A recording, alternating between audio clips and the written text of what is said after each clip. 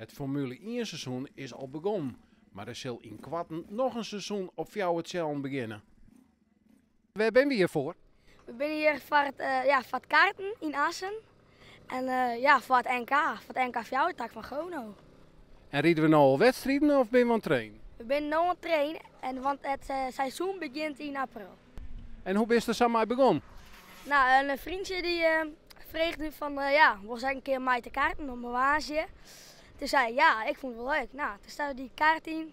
Ik heb 2 rondjes reden. Nou, toen zei ik gelijk in huis van, ja, maar ik heb een kaart. Nou, zo ben ik een beetje begonnen. En nou hebben we krijgt een bijna ongelukje hoor. Dat karten, dat is toch wel gevaarlijk of valt het mij? Ja, het is ook gevaarlijk. Ik heb op weer ongelukken gebeuren, zeg maar. Ik zo de kap vliegen en al, ja.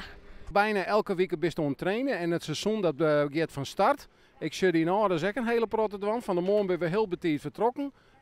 Hoe ziet zo'n dag er voor jou uit? Betiert opstaan, dan gaan we naar het plakrijden en dan trainen. En zeg je dat ook in het seizoen? Ja, zeg je dat in het seizoen, ja. En ik zie die heid op de achtergrond sleutelen, dat is die verste monteur, begreep ik. Ja, dat is een verste monteur, ja.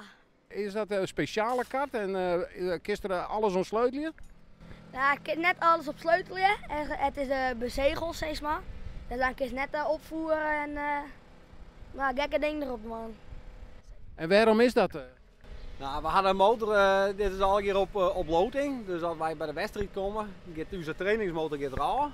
En dan krijgen we op loting, dus dan wordt er een baltje rollen en dan krijgen we bijvoorbeeld nummer 13 en dan krijgen wij motor nummer 13 om alles eerlijk mogelijk te houden. Dat we net met onze eigen motor een wedstrijd doen. Dus de portemonnee die wint net, maar het gaat echt puur om een rieder.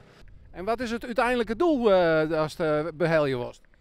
Nou, ik hoop dat ik in de Formule 1 kom of in de Porsche GT3 RS Cup. Waar is die idool? Max Verstappen. Nou, succes! Dankjewel!